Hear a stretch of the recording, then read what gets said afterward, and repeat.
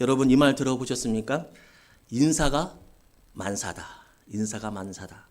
사람을 적재적소에 잘 세우는 일이 가장 중요한 일이고 그 일이 가장 성공할 수 있는 기본적인 일이다라고 하는 것이 인사가 만사다라고 하는 말이죠.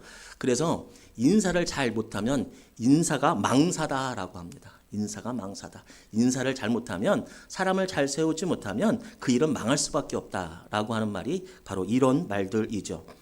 세상의 리더들도 사람을 세우는 일에 집중합니다. 온 힘을 다합니다.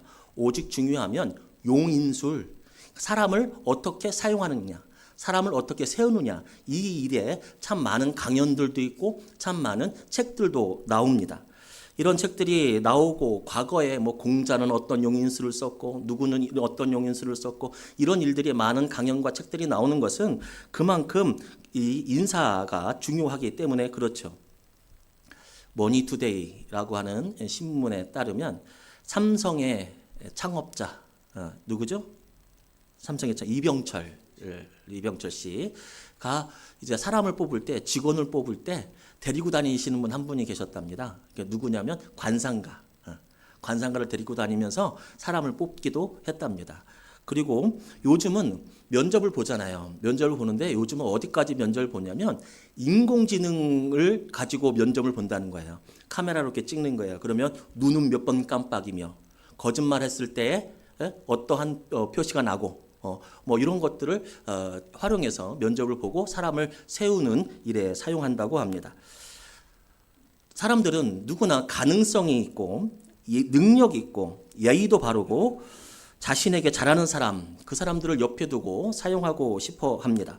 그래서 그 조건에 맞추기 위해서, 그 조건에 부합하기 위해서 우리는 열심히 노력합니다. 자기 개발을 하기도 하고요.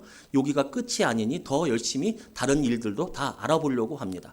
우리의 자녀들이 이제 고3 이제 2명 있을 것 같은데 우리 자녀들이 왜 그렇게 몇 년 동안 대학에 가려고 노력합니까? 옛날에는 대학에 가면 어떠한 수준의 교양을 배우고 캠퍼스의 낭만을 누리고 그런데 요즘은 그렇지 않다고 합니다. 왜입니까? 대학은 취업으로 가는 문턱이라는 거예요. 또 다른 문턱. 그래서 자신을 잘 사용할 수 있는 사람들에게 더 맞추기 위해서 그렇게 열심히 노력하는 것이죠. 오늘 본문에도 한 명의 세워진 사람이 나오고 그리고 한 명의 사람을 세우신 분이 나오는데 세우심을 받은 사람은 바울이고 세우는 분은 바로 하나님이십니다. 그런데 하나님의 용인술, 하나님의 사람을 세우는 것은 사람과는 아주 다릅니다. 다르다는 말보다는 사람과 하나님이 사람을 세우는 방법과 기준은 틀리다가 더 맞습니다. 사람과 하나님은 틀리다. 오늘 본문 12절에서 사도 바울, 여러분 사도 바울이 누굽니까? 복음 전도의 최전방에 서 있고 그를 통하여서 기독교의 교리가 확립됐다라고 해도 무방할 정도로 제일 많은 성경을 썼고 교리적으로도 그리고 전도의 실행적으로도 가장 많은 역할을 한 사람이 이 사도 바울인데 이 사도 바울이 예수님께서 바울에게 직분을 맡기셨다라고 말씀하고 있습니다. 그러니까 예수님이 나에게 직분을 맡기셨다. 나를 세워주셨다라고 하는 말이죠. 하나님이 임명하셨다고 말씀하고 있습니다. 그럼 무엇으로 임명하셨다고 했냐면 좀 전에 제가 뭐라고 했냐면 직분자라고 해서 직분으로 임명하셨다. 이렇게 고백하고 있는데 여기서 말하는 직분의 원어적인 뜻은 무엇이냐면 봉사자입니다. 봉사자. 원어의 뜻은 봉사자. 그런데 이 봉사자라는 말을 바울은 계속 쓰지 않아요. 보통은 뭐라고 하냐면 이 바울은 자기를 사도, 하나님께서 나를 사도로 부르셨다. 하나님께서 나를 사도로 세우셨다. 이렇게 자신을 이야기하거든요. 소개하거든요. 근데 이 말 때문에 너무 많은 분쟁들이 있었어요. 네가 무슨 사도야? 넌 사도 아니잖아. 아니 바울은 또 변명하는 거죠. 아니야 나 사도 맞아. 이래서 다른 성경 본문에는 많은 부분 거의 대부분에는 나는 사도다. 사도 이 직분자 쓸 때는 사도로 했는데 요 본문에서는 무엇이라고 했냐면 아까도 말씀드렸듯이 뭐냐면 봉사자 이렇게 자신을 소개하고 있습니다. 요 말을 제가 이전까지 했던 요 말을 한 문장으로 요약하자면 이렇습니다. 이 말씀은 섬기는 일로 이루어지지 않는 모든 직분은 의미가 없다. 섬기는 일로 이루어지지 않는 모든 직분자는 의미가 없다. 사도가 높아 보여요? 봉사자가 높아 보여요? 이건 두말할 것도 없죠. 우리는 사도적 교회죠. 우리는 사도들이 전해준 믿음을 믿는 사람들이 사도적 교회예요. 그러니까 사도는 보통 사람들이 아니에요. 그런데 그 사도들이라고 할지라도 봉사의 직분으로 봉사의 마음으로 하지 않으면 아무 의미가 없다라고 하는 의미로 바로 이 사도 바울은 오늘 본문에서 자신을 봉사자 이렇게 소개하고 있는 것입니다. 하나님은 바울을 교회를 섬기는 봉사자로 세우셨습니다. 이런 의미에서 오늘 말씀은 임직하시는 분들은 물론 여기에 있는 모든 분들이 받아야 하는 말씀입니다. 왜냐하면 하나님께서는 우리를 세우시는데 봉사자로 세우시는데 교회에서만 봉사라고 세우지는 않습니다. 교회에서만 봉사하는 것이 아니라 가정에서도 봉사하고요. 그리고 그리스도인들은요 세상에서도 봉사해야 되고요. 그리스도인들은 하나님 나라를 위해서 봉사해야 합니다. 그래서 모든 그리스도인들이 들어야 할 말씀이 바로 오늘의 말씀입니다. 가장 기본이니까. 가장 기본이니까. 그러면 봉사자로 바울을 세웠는데 하나님께서는 왜 바울을 봉사자로 세우셨을까? 그 이유를 12절에 보니까 충성되었기 때문에 봉사자로 세웠다고 그렇게 말씀하고 있습니다. 바울이 충성되기 때문에 그를 교회를 섬기는 봉사자로서 가정을 섬기는 봉사자로서 그리고 세상을 섬기는 봉사자로서 예수님께서 직접 그를 세우셨다라고 하는 말씀이죠. 이것이 바로 하나님의 용인술입니다. 용인술. 하나님이 사람을 세우는 방법과 기준. 무엇이라고요? 충성입니다. 충성되는 사람을 충성을 기준을 가지고 사람을 세우고 보내고 하신다는 말씀입니다. 그러면 나는 보내는 것도 싫고 가는 것도 싫고 봉사자도 싫으니까 충성되지 말아야겠다. 이렇게 생각하시는 분은 아니겠죠. 여러분, 인간이 가장 의미를 느낄 때가 언제입니까? 인간의 존재의 이유가 무엇입니까? 그것은 다른 곳에서 발견되지 않습니다. 그것은 하나님 안에서 발견됩니다. 하나님과 관계에 맺어질 때 인간은 참된 자신의 삶을 바라볼 수 있게 됩니다. 그러니까 하나님은 우리를 일시키려고 뒤에 부분 나오겠지만 일시키려고 부르는 것이 아니라 하나님께서는 우리의 인생을 가장 의미 있고 아름답게 살아가라고 그렇게 그것을 깨우치게 하시려고 바로 봉사자로 부르신 것이죠. 그런데 여러분, 충성된 사람을 세우셨다. 충성된 사람 세우셨다. 하나님의 기준은 충성이다 했을 때 이 말씀을 한번 깊이 살펴볼 필요는 있습니다. 우리가 생각하는 그런 충성이 아닙니다. 우리가 생각하는 충성 아닌데 자세히 보아야 합니다. 말씀을. 바울은 하나님이 자신을 충성되이 여겨서 직분을 주셨다고 오늘 성경에서 고백하고 있는데 여러분 질문합니다. 바울이 정말 충성되었습니까?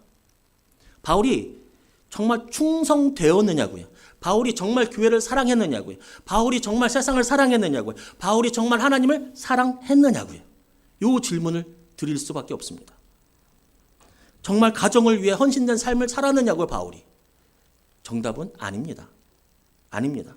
바울의 그 충성이 바울이 정말 충성을 하니까 바울이 하나님께 힘을 다하니까 그 충성을 하늘에서 보시고 너는 이제 직분자로 세워도 될 만하다라고 해서 그 충성을 가지고 사람을 세웠느냐는 말. 이 말은 아니라는 말이죠. 왜 아닙니까? 제가 바울을 폄하하는 겁니까? 그렇지 않습니다. 기독교인 중에 바울을 폄하할 사람은 없습니다.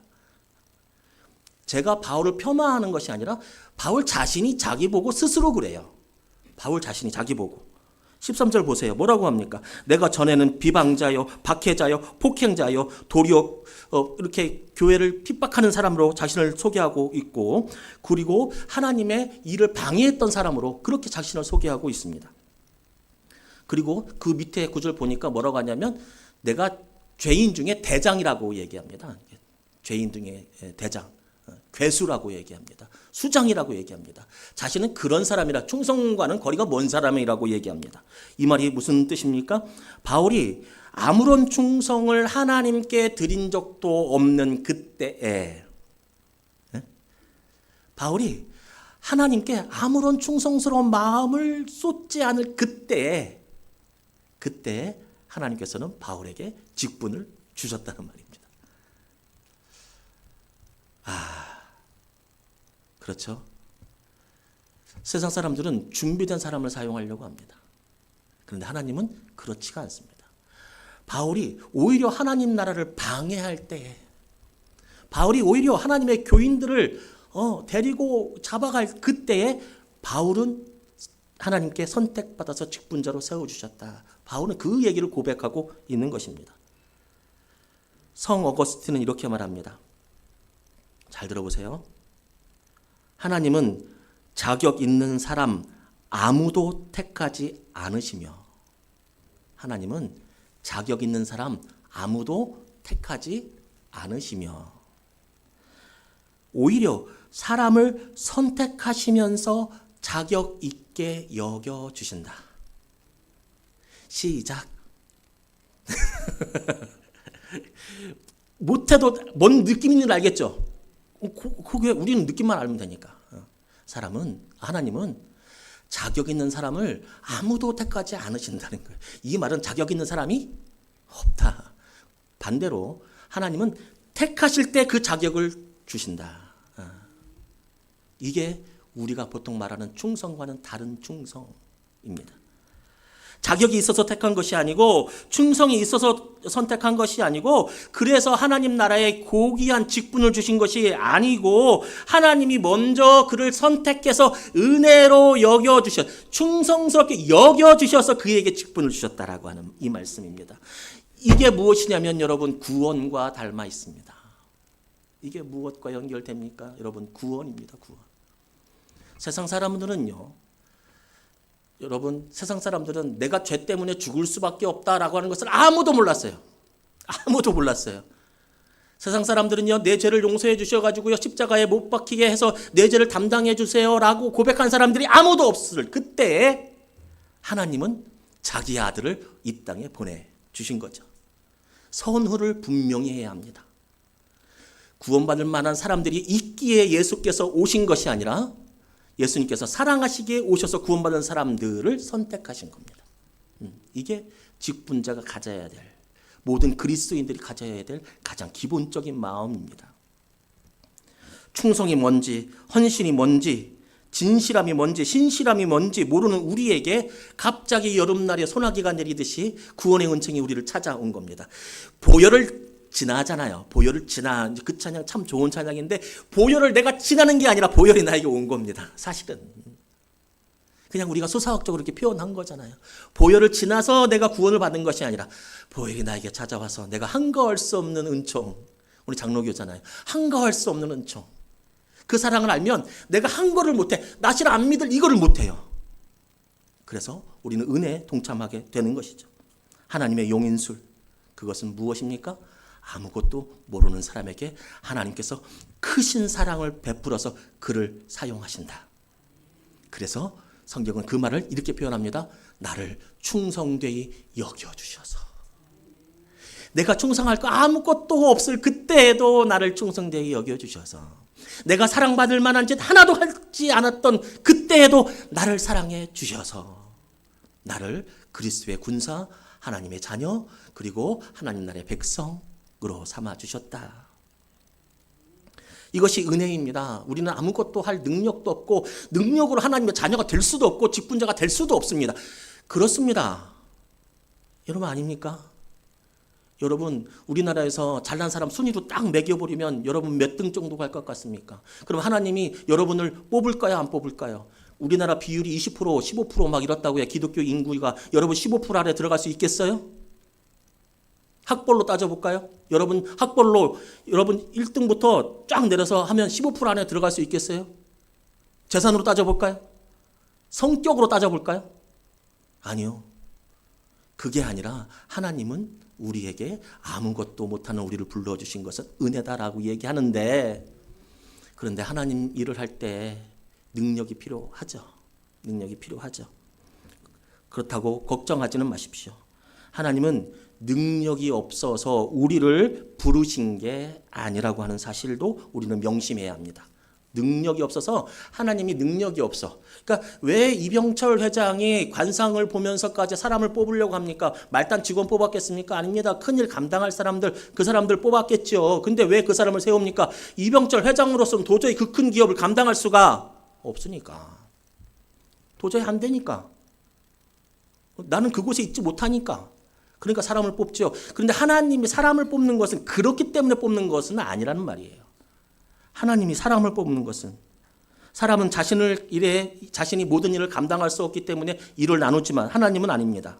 하나님은 일을 맡기시는 것은 하나님이 능력이 없기 때문이 아니라 하나님의 일에 동참하는 것이 하나님이 사랑하는 나를 위한 길이기 때문에 하나님은 우리에게 일을 시킨다. 하나님은 능력이 없어서 하나님의 일을 우리와 나누어지고 나에게 일을 시키는 것이 아니라 나를 은혜의 자리로 불러주시기 위해서 하나님은 우리에게 직분을 맡기신다. 하나님은 부르시고 사역을 맡기십니다.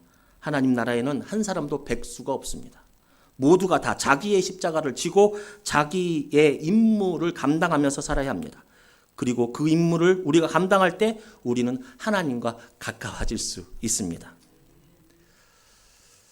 믿음이 좋은 사람이 교회 일을 많이 할까요? 아니면 교회 일을 많이 하는 사람이 믿음이 좋아질까요? 반대로 다시 다르게 예배를 잘 드리는 사람이 믿음이 좋아질까요? 아니면 믿음이 좋은 사람이 예배를 잘 드릴까요? 똑같겠죠. 두 가지겠죠. 그런데요, 이것도 잊지 마셔야 돼요. 예배를 잘 드리면 믿음이 깊어져요. 그럴 수밖에 없죠. 그럴 수밖에 없죠. 하나님은 우리에게 일을 시키는 것은 하나님의 복을 누리게 하기 위해서이고 하나님의 기쁨에 참여하기 위해서입니다. 이 제 주장이 아닙니다. 마태복음 25장 23절 말씀. 제가 한번 읽어드리겠습니다. 마태복음 25장 23절 말씀. 그 주인이 이르되 잘하였도다 착하고 충성된 종아 내가 적은 일에 충성하였음에 내가 많은 것을 내게 맡기리니 내 주인의 즐거움에 참여할지니. 그러니까 하나님이 우리에게 일을 맡기시고 뭐 이렇게 일을 시키시고 하시는 그 궁극적인 목표는 무엇이냐면 하나님이 돈을 못 벌어서가 아니라 달란트를 자기의 종들에게 맡기신 것은 하나님이 이걸 가지고 돈을 못 벌어서가 아니라 너가 나의 즐거움에 동참할 수 있는 기회를 우리에게 주신다라고 하는 사실. 하나님의 일을 하면 하나님과 가까워질 수밖에 없죠. 하나님과 가까워지는 것, 그것이 가장 큰 축복과 은혜 아니겠습니까? 여러분의 가정에서 하나님의 일을 감당하시기 바랍니다. 하나님이 주시는 즐거움이 여러분의 가정에 있을 것입니다. 그냥 평상시 다른 사람들과 함께 똑같이 살아가지 마시고 이 가정은 나에게 주신 하나님의 직분의 감당의 자리다. 그것을 기억하면서 하나님의 직분 감당자의 자세로 하나님의 가정을 섬긴다면 하나님의 즐거움에 그 가정이 동참될 수 있는 줄로 믿습니다. 직장에서도 마찬가지고 모든 관계에서도 마찬가지입니다. 귀하고 복되신 여러분, 두려워하지 마십시오. 하나님께서 맡기신 일의 주체는 하나님이십니다. 하나님이 못해서 나를 시킨 것이 아니라 나에게 복 주시려고 하나님의 일을 시켰어요. 그 일을 나는 순종함으로 충성함으로 가요. 그럼 거기서 일은 누가 하냐? 거기서 일도 하나님이 하신다라고 하는 거예요. 바울은 이렇게 고백합니다. 고린도전서 15장. 그러나 나는 하나님의 은혜로 오늘의 내가 되었습니다. 나에게 베푸신 하나님의 은혜는 헛되지 않았습니다. 나는 사도들 어느 누구보다도 더 많이 수고했습니다. 그러나 나는 이렇게 한 것이 내가 아니라 내가 늘 입고 있는 하나님의 은혜로 내가 이 일을 이룰 수 있게 되었습니다. 그러니 나는 능력이 없다고, 나는 마음이 믿음이 약하다고 그렇게 생각하지 마시고 그곳에서 일하는 분은 하나님이시라고 하는 그 하나님과의 관계만 생각하시고 가정을 섬기고 교회를 섬기시기 바랍니다. 그러면 우리는 하나님의 영광스러운 잔치에 참여할 수 있게 될 줄로 믿습니다.